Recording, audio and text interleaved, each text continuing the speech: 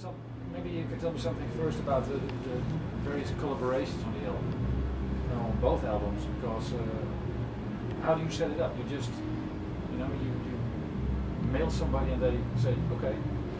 I've been doing it for so many years that I've got a good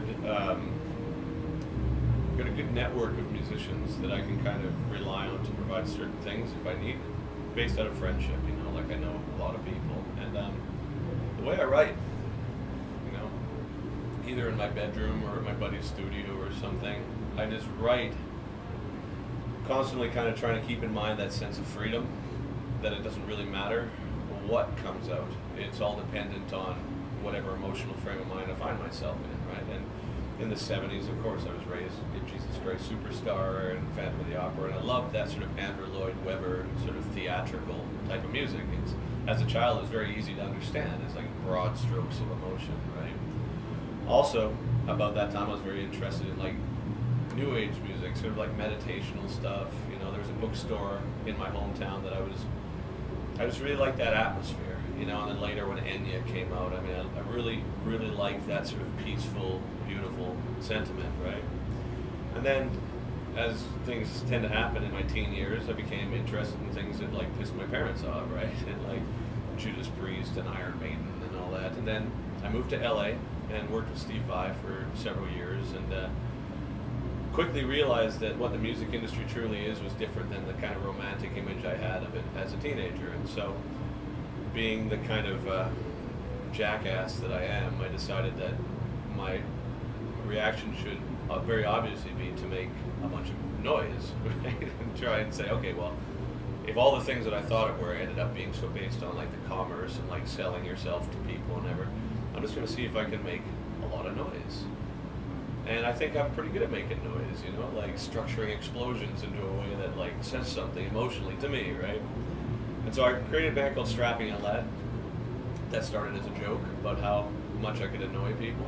And the irony of it is it got kind of successful when we ended up doing Download and the Ozfest and like a lot of things. And the whole time I'm thinking to myself, like, there's a real irony to this, because from starting with like musicals and kind of classical music and new age stuff to all of a sudden making explosions for a living was like kind of strange, right?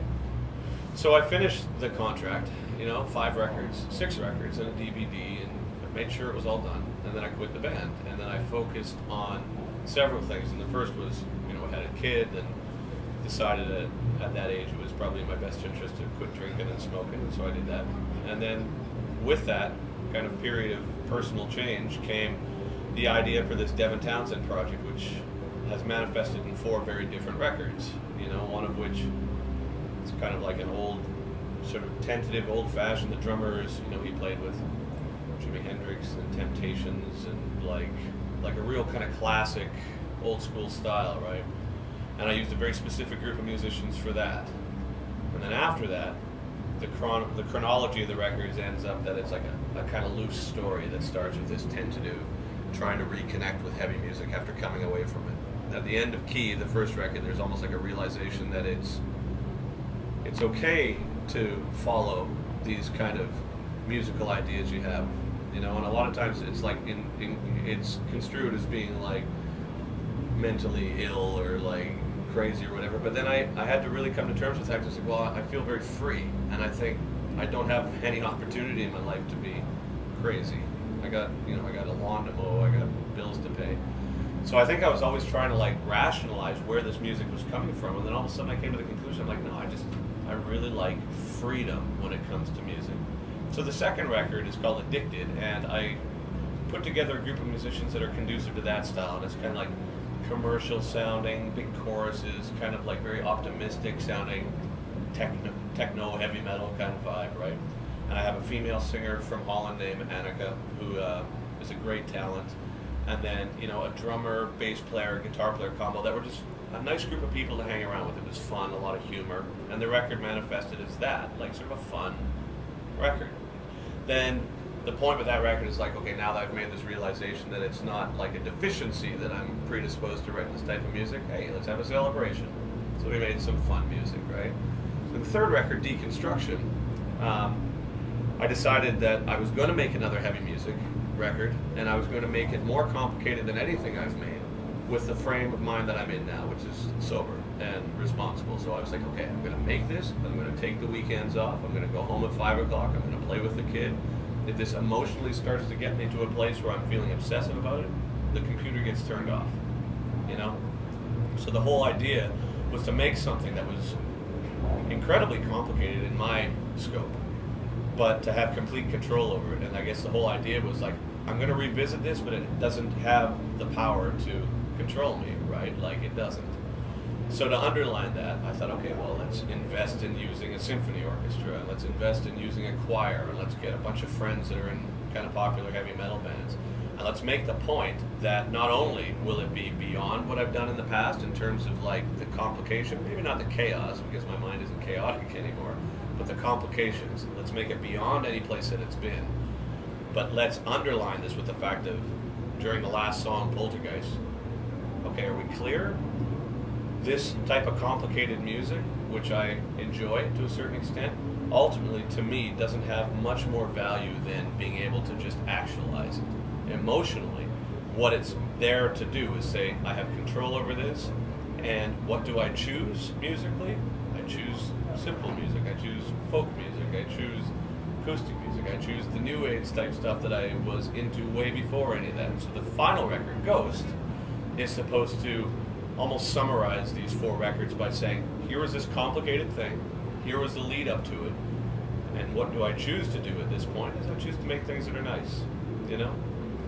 And I think ultimately time will tell whether or not that theme will be a detriment to my career or a positive thing. I mean, I can't see it being like a career killer, because I think the albums are really good, but you know, there's a lot of people that hear Deconstruction, the heavy record, and they're like, that's what we want you to do, like this sort of complicated thing.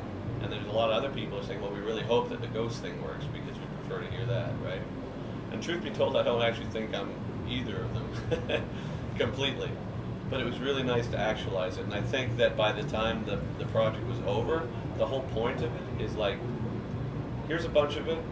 It kind of is a cross-section of a lot of what I've done in the past, so in that way it's kind of like the end of the beginning part of my career, I'm hoping.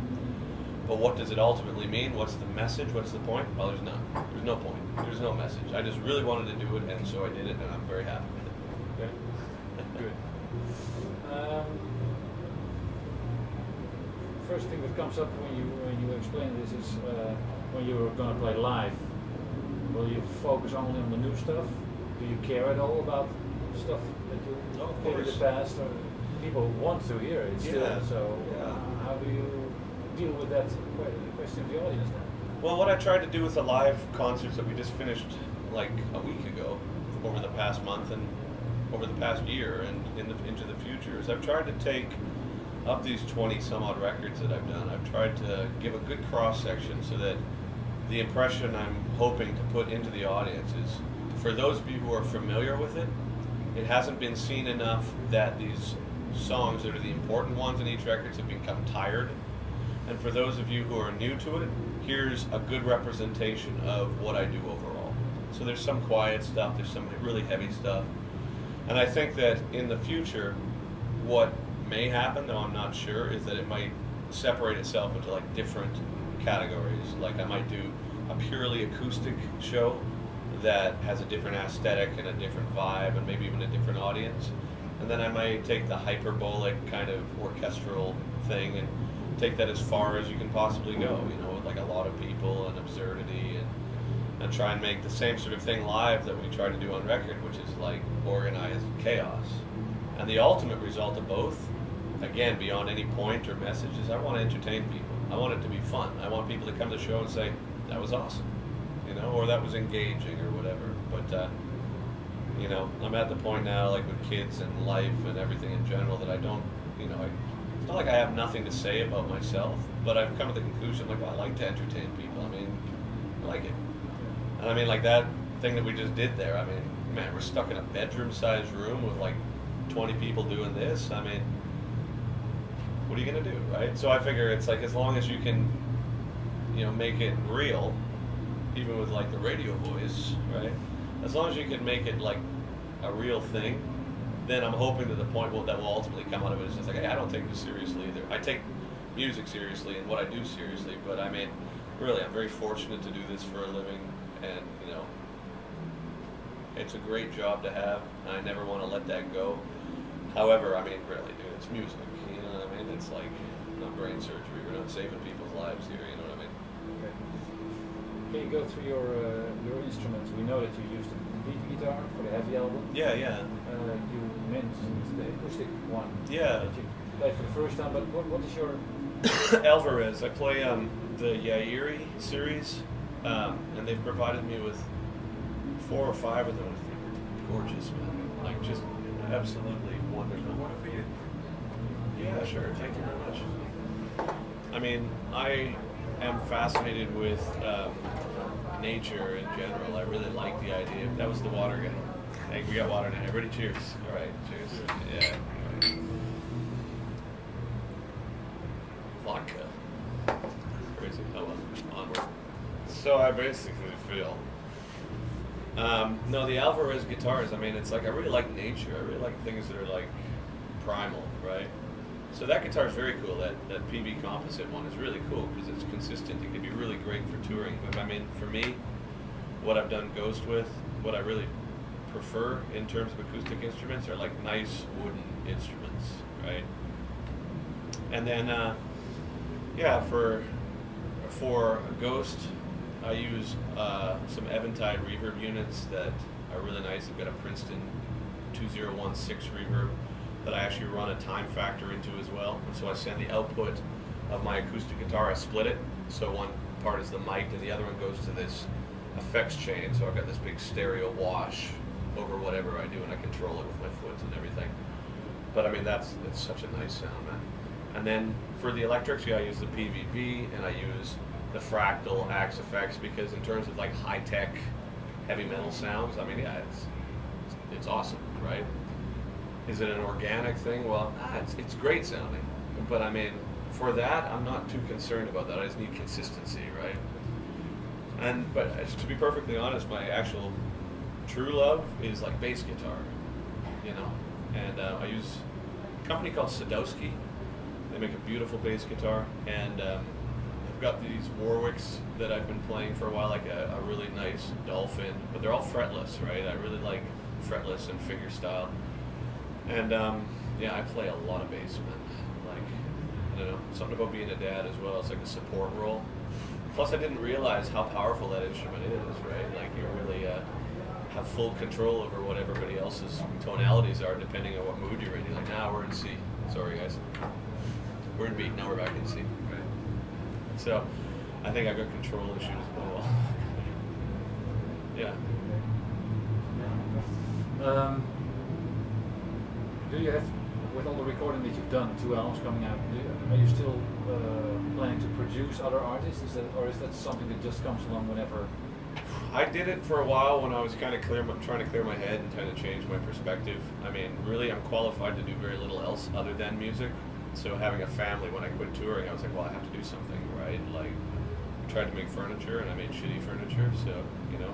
So I was like, okay, I'm going to produce, and I ended up producing a lot of bands. I've done some really neat bands, actually.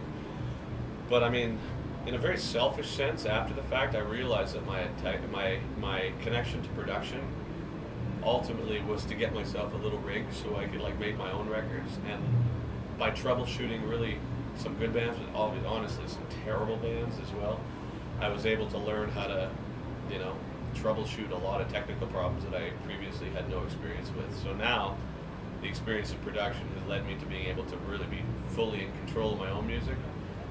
And I'll tell you, if I ever like start going like broke again, then yeah, I can produce. But right now, it's like the rent's being paid, and man, I am so thrilled to not be producing right now. Micromanaging other people's emotional problems through their music holds very little appeal to me at this point. Right? I got a kid at home. The last question I would like to ask them is about the PV guitar. Yeah. You mentioned the iron pieces on it. I assume that they were going to be part of the signature Well, thing, but up to they're this not there. up to this point, no, it hasn't been. I mean, it's something that I created. I wanted to do it years ago, you know, and so I got my brother-in-law to do it for me. And so if it doesn't come out on the signature, then on the new Deconstruction record, he's got a design company that he can make them for you, right? I hope it'll come out on the signature, but if it doesn't, I totally understand why. Yep. It's very recognizable that way. So I agree. Even more. I agree. Yep. All right. Thank you. Thank you. It's a pleasure to see you again. Thank you. Thanks, brother. Thanks, man. Thank you. Have a great day, guys. Thank you.